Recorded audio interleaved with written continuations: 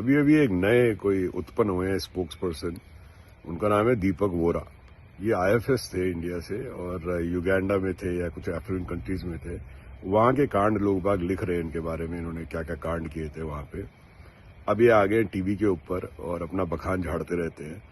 दीपक वोरा जी, मैं अमेरिका में 28 साल से रहता हूँ और आपसे ज्यादा अमेरिका में मैं ट्रैवल किया हुआ हूँ। ठीक है, तो ये जो मैंने आपका एक वीडियो देखा, वो बात अलग है। यहाँ पे आपके वीडियो पे सब हंसते हैं कि आपके वीडियो पे आप बता रहे हैं कि आप सिक्योरिटी से जा रहे हैं एयरपोर्ट पे और टीएसए वाला आपसे, आप कुछ गले में लटका रखी है आपने, कोई भी रिलीजियस चीजें हाथ में आपने पहन रखी रिलीजियस चीजें, और वो आपसे पूछता है कि यू आर ए हिंदू।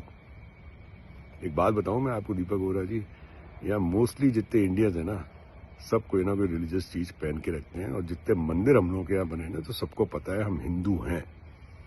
मुझे ये भी पता है कि आप लोगों के एक ऑडियंस है, 30% जाहिल ऑडियंस, जो आपकी बातों में आ जाते हैं।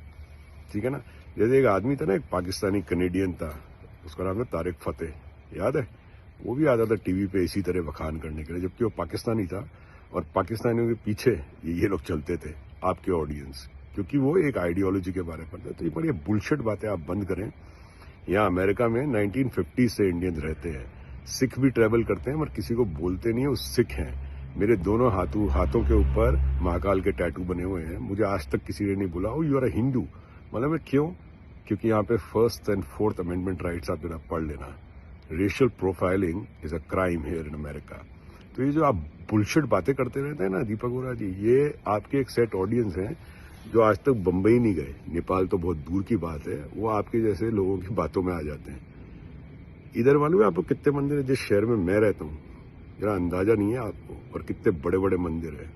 सब जानते हैं हम हिंदू हैं, इंडिया से हैं तो हिंदू होंगे। ठीक है ना। हिंदुस्तान भी जानते हैं, भारत नाम भी जानते हैं, इंडिया का नाम भी जानते हैं। तो ये बड़ी बड़ी बातें मत करें।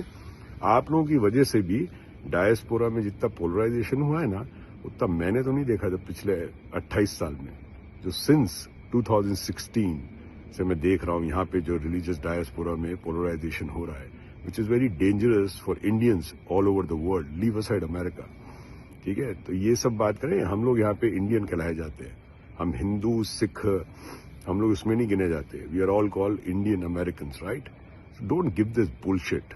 मुझे पता है आपकी कुछ मजबूरियां हैं जिसके कारण आप अभी अभी उत्पन्न हुए हो टीवी पे है, और वो सूट वूट पहन के आप अपनी जरा बकवास करते हो। लोग समझते हैं बड़ा पढ़ा लिखा आदमी होगा। मैं कई सूट बूट वाले को जानता हूँ जो बड़े जाहिल है, और आपके जैसे लोग सबसे खतरनाक है इंडिया के लिए आज के, स्पेशली डायस्पोरा के लिए। तो टीएसए के अंदर, एयरपोर्ट के अंदर, ठीक है, एक चीज होता है क्लियर चैनल, वहां पे हम लोगों को कुछ भी जैकेट पैकेट कुछ उतारनी नहीं पड़ती, क्योंकि हम लोग प्री क्लियरेंस पे। बाकी आपको उतारना पड़ता है। आपकी हैवी मेटल की ज्वेलरी भी आपने पहन रखी है ना, तो आपको उतारनी पड़ेगी। No argument, okay? If you argue with TSA official, you can be arrested there itself, however you might be, okay? Doesn't matter.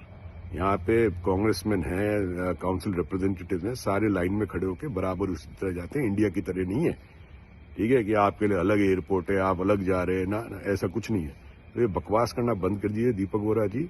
तो आप एक नए तारिक फतेह पैदा हो रहे हैं इंडिया के नेशनल नेटवर्क के अंदर, और आपको घास डालेंगे ये लोग। समझ में आ गई बात? मैं तो खुद 28 साल से रहता हूँ, मेरे से पता नहीं 40 साल पुराने हैं। मेरी सग्गी बुआ 1962 से यहाँ रहती है, आज तक नहीं हुआ। समझ में आ गई? ये लोग तो बिंदी भी लगाती हैं। ठीक है, तो ये क्या बोलते हैं ये लोग? कुछ बोलेंगे oh you are a Hindu, you put bindi bindi. ये हिंदू हिंदू क्या कर रहे हो आप? कोई हिंदू हिंदू नहीं करता यहाँ पे, ठीक है ना। वो एक्सेंट है और कोई बात नहीं है।